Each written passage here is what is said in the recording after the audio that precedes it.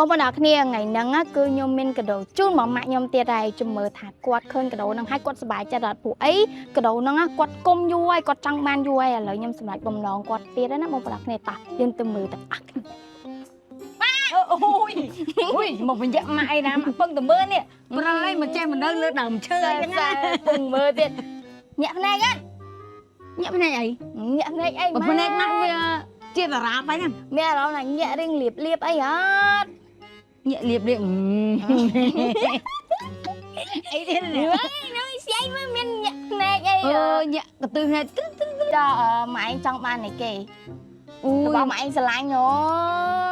បស់ម៉ាក់ស្រឡាញ់មែនចាំមើលមានឱកាសចាំឲ្យកូនឯងជូនម៉ាក់ទៅទិញមែនចាចុះបើឱកាសហ្នឹងមកដល់នឹងមុខក៏សប្បាយចិត្តអត់វាមិនអាចចៃដន្យនៅថ្នាក់ណាក៏ចិននេះញ៉ាំគេនឹងតែឃើញលោកនឹងដុំថ្មតែឃើញគឺថាកូនស្រីខ្ញុំមិនដែលថាយកដុំថ្មឬក៏យកគ្រឿងជាំឲ្យខ្ញុំមិនច្បាស់ជាយករបស់មានតម្លៃហីអញ្ចឹងបងប្អូនឥឡូវចេះឲ្យបងប្អូនជួយថានឹងជាអីគេអញ្ចឹងម៉ាអ៊ីតចូលចិត្តអីជាងគេចាបងប្អូនដឹងពីចិត្តម៉ាអ៊ីតដែរអញ្ចឹងចាំមើលបើកមើលអស់នេះបើកមើលអុយទៅញាត់ដៃហ្នឹងមើលគេណាអូទូរស័ព្ទ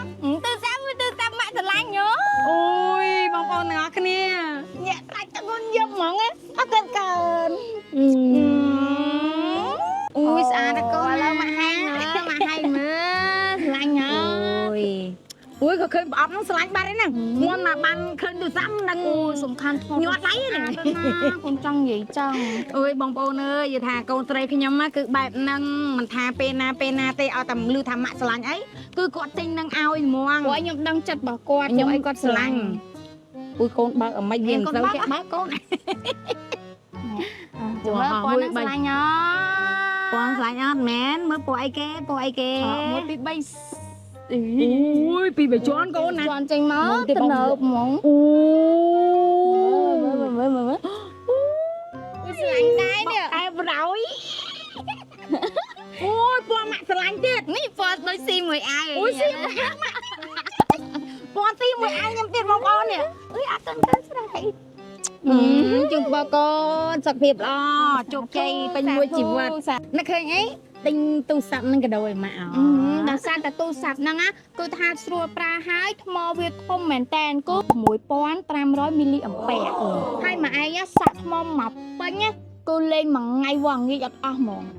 លុយ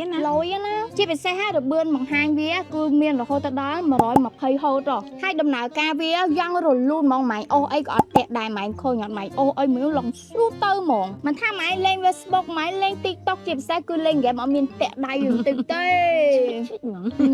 ហើយអ្វីដែលពិសេសម៉ាក់គឺមានបំពាក់ជាមួយនឹងបន្ទះ chip Snapdragon